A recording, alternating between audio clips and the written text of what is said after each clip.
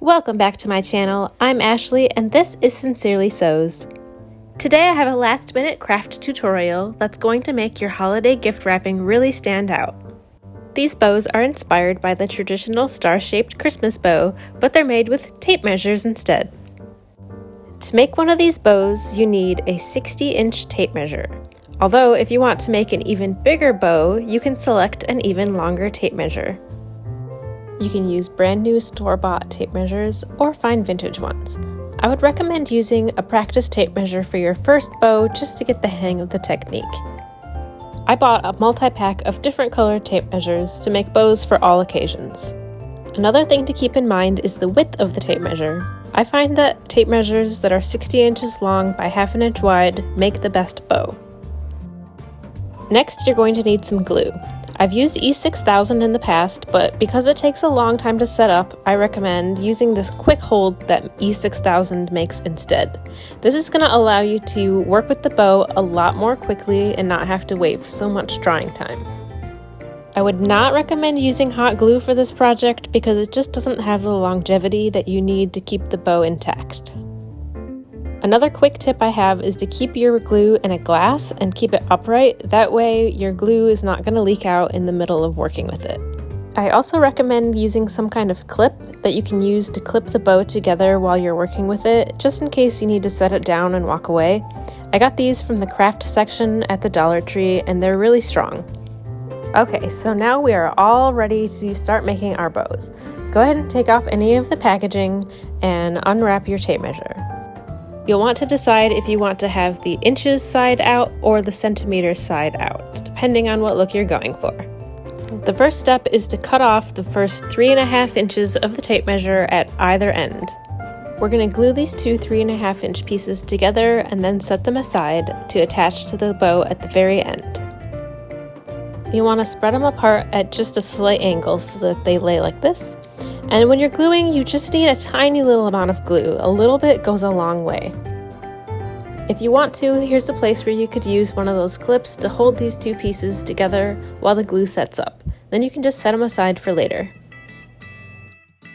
Now it's time to pick up the rest of the tape measure and start creating the loops that will form the points of the star of the bow.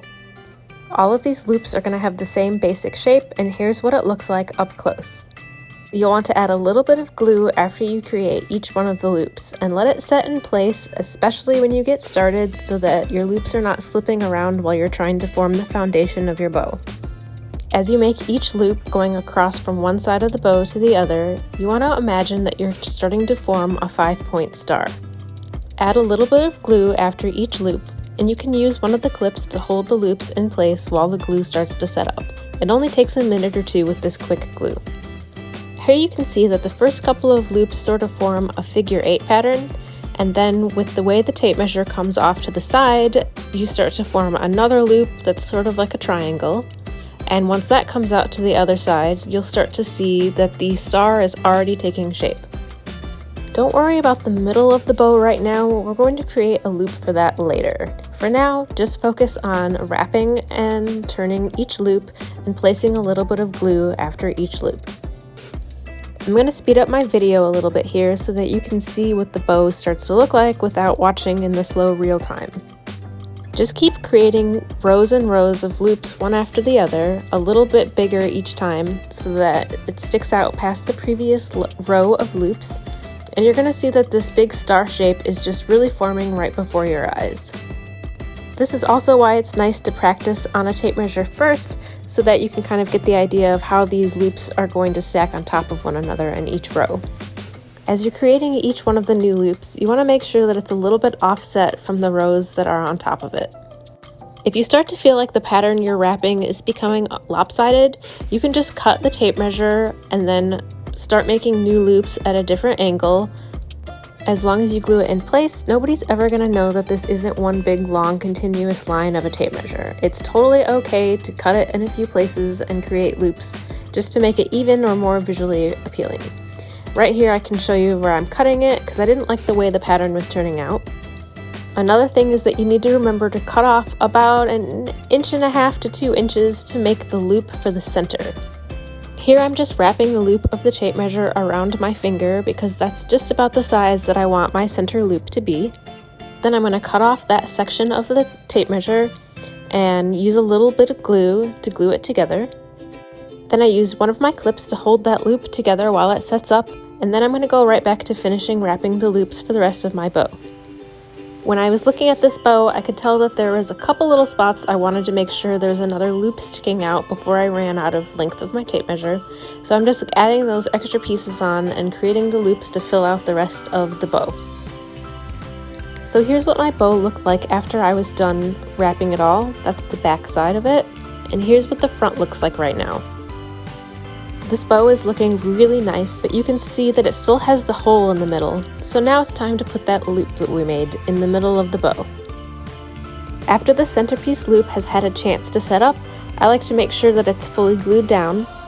And then I'll do a dry fitting before I insert glue just to make sure it's the right size and then it's not too big for the center of my bow. That way, if you need to make it a little bit bigger or a little bit smaller, you still have a chance to do that before you glue it down permanently. And then you just need to take a little bit of glue in the center and then press the center loop right in place. Give that last little piece a little bit of time to set up before you flip your bow over, but here's what it looks like. It's so pretty. Then I add the tails sticking out of the bottom. You just need a little bit more glue and leave them kind of hanging down off the bottom at whatever angle you think looks nice. Give that a chance to set up, and then here's what the finished bow looks like. These are really pretty just as they are, but if you want to, you can even go a step further and add something to the back. I like to add a pin backing to the back of my bows, or I've even added small little barrettes so that these could be worn in your hair. And it's just a cute little extra way to finish off the bow and make it something that can be used even after it's done decorating a present. So just add a little bit more glue and add whatever backing piece that you want to use. According to the instructions on the glue, you should let this project sit out for about 4 to 6 hours before you pick it up and start using it. After that, it's ready to go. If you enjoyed this video, hit the like button and subscribe to my channel. Happy holidays!